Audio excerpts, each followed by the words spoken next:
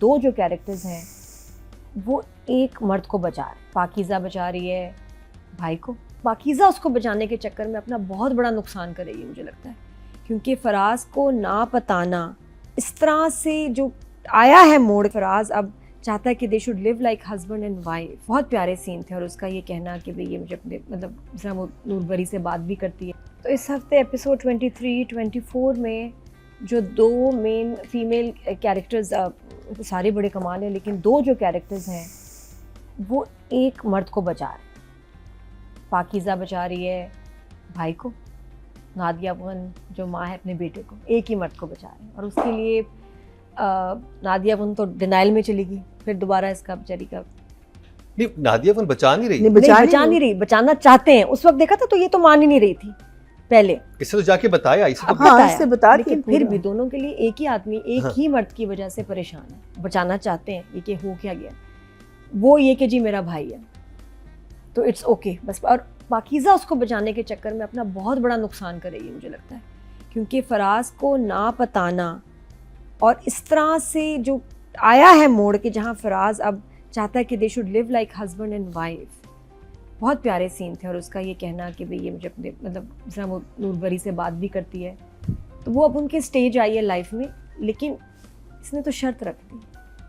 फराज बहुत हर्ट हुआ उस पर, और वाकई लग रहा है हमें कि जैसे बहुत वन साइडेड है, उसको पूरी बात नहीं पता, लेकिन बहुत वन साइडेड उसको लग रहा है कि सब मैं कर रहा हूँ और ये मेरे लिए क्यों नहीं कर रही। मैं तो गोली भी खा ली इसके लिए, बोल भी रहा है गोली भी तुम्हारे लिए खा ली, फिर भी तुम मतलब व्हाट डू यू नीड। और मुझे डर लग रहा है कि इसको छोड़ ना दे, कि जब उसको पता चलेगा कि अकबर जो है ये अकबर साहब ने गोली चलाई और ये इसको छुपा रही थी, बचा रही थी। है नादिया अफगान, आई थिंक उसने सारी चीज़ें सोच के पहले तो वो उठ के चली गई ना, अब उसको ये हुआ है कि नहीं भाई ये तो बेटे को लाना ही पड़ेगा सामने। और उसका वो जुमला बहुत अच्छा है जो मुझे बड़ा ज़बरदस्त लगा कि पिस्तौल वाला जब तक अपना पिस्तौल का निशाना पक्का ना कर लेना वो पिस्तौल चलाता रहता है। डर उसको ये कि ये आगे भी करेगा।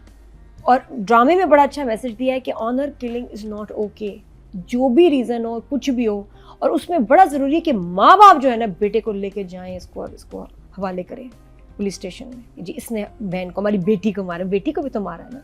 हमारे यहाँ जो सिस्टम है जो होता है कि नहीं भाई माफ़ कर दो, अपने दो बच्चे जाएंगे चलो एक चला जाए, नहीं दोनों जाएं, एक की जान ली है उसने, दूसरे को भी जो है सज़ा होनी चाहिए। बेचारी उसका क्या कसूर, कितनी लड़कियां ऐसे जान से जाती हैं।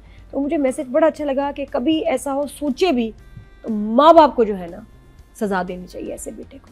और बड़े अच्छे लाइन्स थे, उसने अपनी माँ का रेफरेंस दिया, उसके मेरी माँ के 10 बच्चे थे और सारा वो सीक्वेंस इतना खूबसूरत।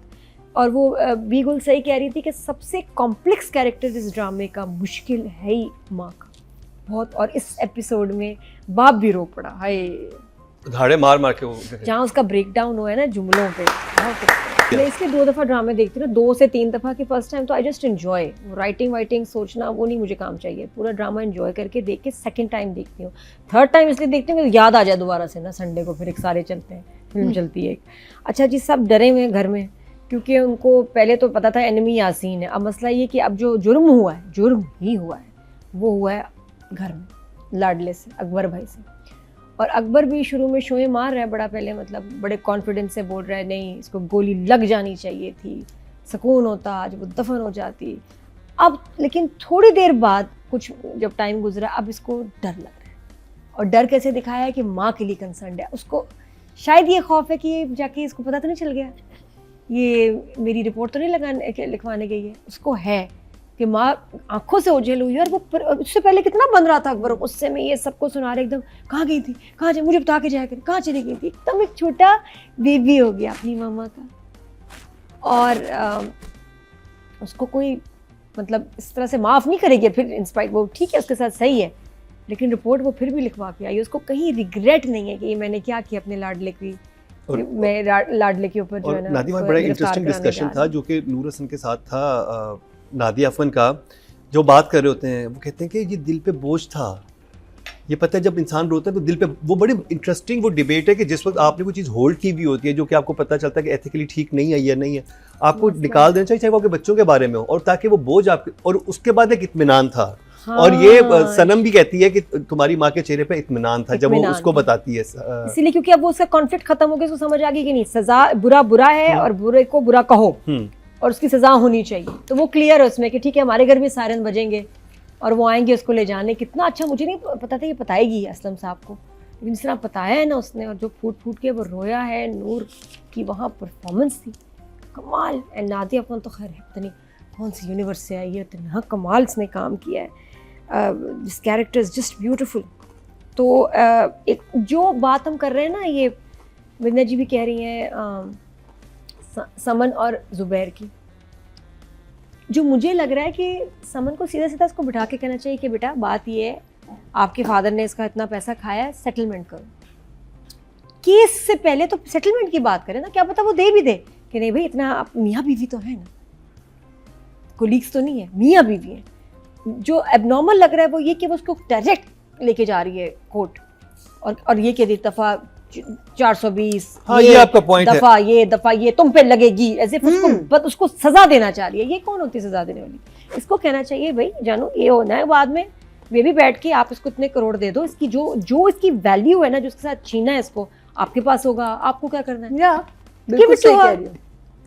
एब्सोल्युटली सेटलमेंट नहीं हो रही ड्रामे में, जो मेरे लिए एक अजीब सा, एक सिर्फ जो यहाँ गड़बड़ नजर आती है, शायद हम पता नहीं क्या राइटर क्या सोच रही है, बहुत अच्छा सोचती है वो, लेकिन हमें समझ नहीं आ रही कि ऐसे क्यों हो रहा है, कि वाकई वो लग रहा है कि उसके पीछे ही पड़ गई है कि नहीं तुमने, और वो भी इतना फ्रस्ट्रेट हुआ है, और उसको फर्स्ट टाइम इसने समन को डांटा है कि तुम इतनी ढीठ हो कि तुम्हें समझ नहीं आ रही।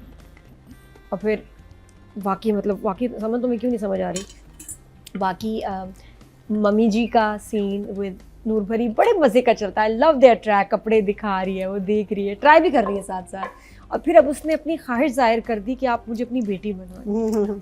वो कहती है तुम्हारी मेरी मुकेश के सूटों में नजर आई नो। अच्छा वो हर वक्त इसको बेइज्जती करती रहती है और वो नॉर्मल है।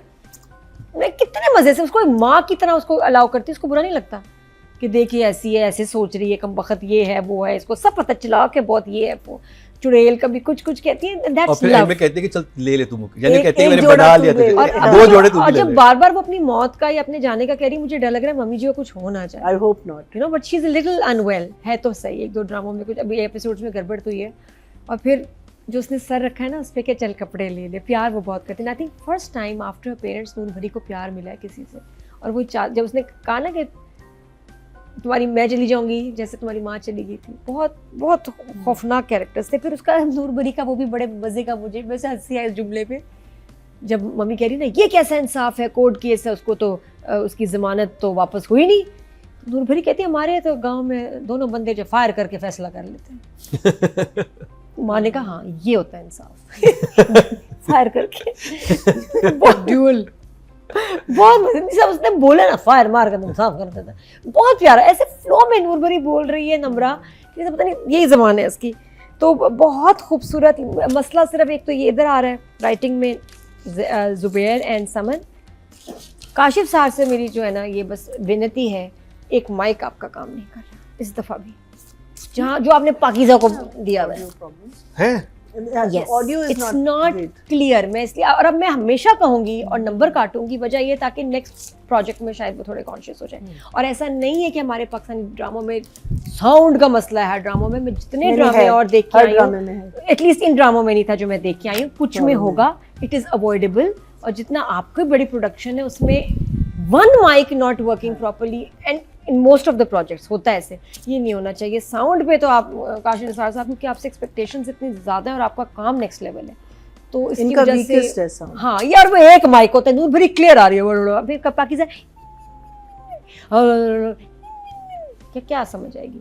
प्लीज़ ऐसा ना करें, हमारे इतना अच्छा ड्रामा में एंजॉय कर रहे हैं, समझ नहीं आएगा तो हम क्या करेंगे। फिर मैंने सब टाइटल्स पढ़े, वो आ रहे थे हिंदी में, मैं किधर जाऊँ, समझ नहीं आ रहा। तो 9 and 9 मुझे सेटिंग हुई है फ़ोन में, हिंदी में मेरा सब टाइटल चल रहा है।